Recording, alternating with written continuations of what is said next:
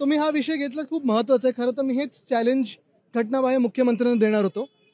हे माझ्या पण कानावर ऐकू आलं की एकतर MTHLचं 2-2.5 महिने उद्घाटन अजूनही पेंडिंग आहे. जसं दिघा स्टेशन आहे, जसं आपण पाहिलं असेल उरण लाईन आहे, तसं MTHLचं देखील 2-2.5 महिने हे उद्घाटन पेंडिंग आहे.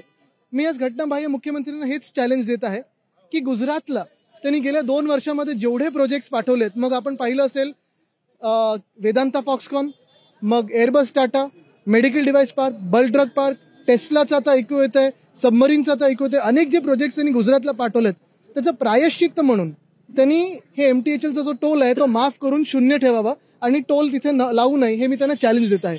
कारण सगळा खर्च मुंबईकरांकडून घ्यायचा, सगळा खर्च महाराष्ट्राकडून घ्यायचा, पण जे काही त्याच्यातून उत्पन्न येईल किंवा जे काही चांगले बिझनेसेस येतील ते गुजरातला पाठवायचे, हे धोरण या घटनाबाह्य सरकारचं राहिलेलं आहे. तुम्ही 2 दिवसापूर्वी रेसकोर्स बाबत एक ट्विट केलेलं आहे, गंभीर आरोप केलेला आहे. आपल्याला आठवत असेल मागच्या वर्षी देखील हे रेसकोर्स हलवण्याचा प्रयत्न हे खोके सरकार करत होतं. तेव्हा एका मुलुंडमध्ये प्रायव्हेट बिल्डरच्या जागी हे देण्याचा प्रयत्न करत होतं. ह्या गेल्या 2 महिन्यामध्ये माझ्या कानावर ऐकू आलेलं आहे की 4 ते 5 बैठका झालेल्या आहेत. त्याच्यात एक बिल्डर बसतात, काही अधिकारी बसतात आणि हे बिल्डर मित्र सगळे धमकवण्याचा प्रयत्न करतात. RWITCशी आमचं देणं घेणं नाही, त्यांनी तिथे रेसिंग करावं की नाही करावं हा त्यांचा प्रश्न आहे. पण मुंबईचे 226 एकर बिल्डरांच्या घशात आम्ही घालू देणार नाही. आणि जर हिंमत असेल तर खोके सरकारच्या मुख्यमंत्र्यांनी टीव्हीवर येऊन सांगावं की आम्ही त्या भूखंडाला हात लावणार नाहीये. दुसरा सवाल महत्वाचा म्हणजे भाजपला आहे. मागच्या वर्षी त्यांनी नाटक म्हणून माझ्या सुरात सूर मिळवला होता आणि सांगितलं होतं की आम्ही रेसकोर्सला हात लावू देणार नाही. मी त्यांना थेट सवाल करत आहे की पुन्हा एकदा हा प्रश्न आता समोर येत आहे. 4 ते 5 बैठका झाल्यात, मिनिट्स आहेत त्या मीटिंगचे, MOU होण्याचं आता बाकी राहिलेलं आहे. तर भाजप याच्यावर काय भूमिका घेणार? तुम्ही आज महाराष्ट्रवासियांना एक खुलं पत्र लिहिलेलं आहे, लोकशाही वाचवण्यासंदर्भात तुम्ही आव्हान केलं. तुम्ही त्याच्यातून बदललात ना दुसरीकडे. पण शेलारांनी याच पत्रावरून तुम्हाला आता एक प्रश्न विचारला की हिटलर जागीर सरकार तुम्हाला म्हणताय तुमच्या सरकारच्या काळामध्ये 12,000 कोटींचा प्रीमियम माफ केला होता, प्रचंड कामं सुरू झाली, आज त्यामुळे प्रदूषण वाढलेलं आहे मुंबईमध्ये. मी ज्यांना थेरपीची गरज आहे, ज्यांना स्वतःच्या पक्षात जास्ती किंमत दिली जात नाही, त्यांच्यावर मी कधीच उत्तर देत नाही. त्यांच्याबद्दल मला सहानुभूती आहे, त्यांच्याबद्दल मला प्रेम आहे मनात, आणि कधी क्रोध राग अशी भावना माझ्या मनात नसते, म्हणून मी त्यांना उत्तर देतच नाही. पण तुम्हाला देखील मी आज विचारतो की जे आज मी त्या पत्रात लिहिलेलं एक तरुण व्यक्ती म्हणून लिहिलेलं आहे, हे तुम्हाला तरी कुठे तुम्ही खोडू शकता का?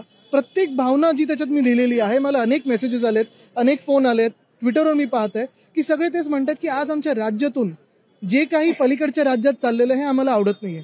आज आमच्या राज्यामध्ये जी काही कायदा सुव्यवस्थेची जी परिस्थिती झालेली आहे ही आम्हाला आवडत नाहीये.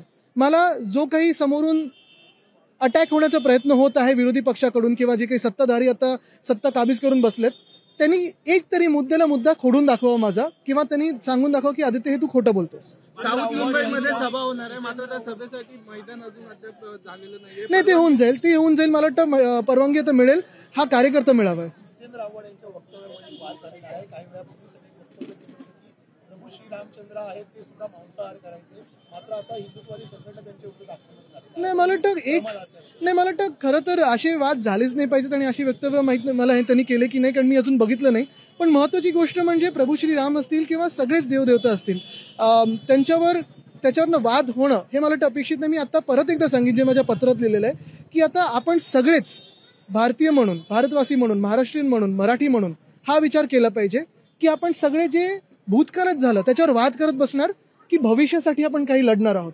आज सगळेच राजकीय पक्ष, आम्ही सगळेच, आम्हाला एक काम दिलं गेलं, आपल्या सगळ्यांनाच दिलं गेलंय की आपण धर्मात वाद निर्माण झालेत, आपल्या जिल्ह्यांमध्ये वाद निर्माण झालेले आहेत, जातींमध्ये वाद निर्माण झालेले आहेत, आणि भूतकाळावरनं आपण भांडत आहोत. पण आपण कोणी आत्ता काय चाललंय किंवा आपल्या भविष्याबद्दल बोलत नाही आहोत. माझं सगळ्यांनाच विनंती ही राहील की आपण भविष्याबद्दल बोलूया. मी कोणाला सल्ला देत नाही, मी अजून ऐकलंच नाही, मी आपल्याकडून कळलं म्हणून.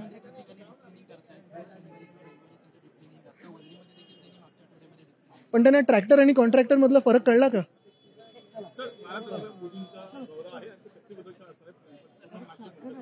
नाही, पण मी त्यांच्यावर कधीच काय बोलत नाही.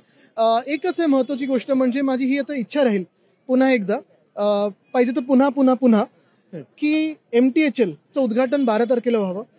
दिघा स्टेशन जे 8 महिने तयार आहे आणि लोकांना आता त्रास व्हायला लागले की ते स्टेशन बंद आहे.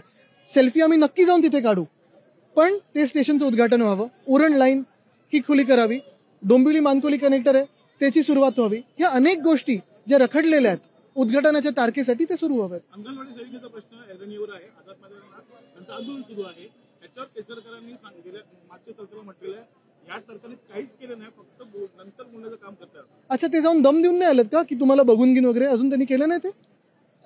ते शिक्षकांचं आठवतं ना त्यांनी काय केलेलं? उद्धव ठाकरे यांच्या भेटीनंतर आता मुख्यमंत्र्यांच्या भेटीला अंगणवाडीचे शिष्टमंडळ गेलेलं आहे, चर्चा सुरू आहे. आता वाटतं आश्वासन निश्चित मिळेल, 100% आश्वासन मिळेल आणि ह्याच्यापेक्षा मोठं काहीतरी तुम्हाला देऊ असं सांगितलं जाईल. प्रकल्प बाहेर जात आहेत सातत्याने. नक्कीच महत्वाची गोष्ट म्हणजे गेल्या 2 वर्षामध्ये जे मी आज पत्रामध्ये पण लिहिलंय की जे प्रकल्प आपल्या राज्यात येऊ शकले असते ते दुसरीकडे पाठवले गेले.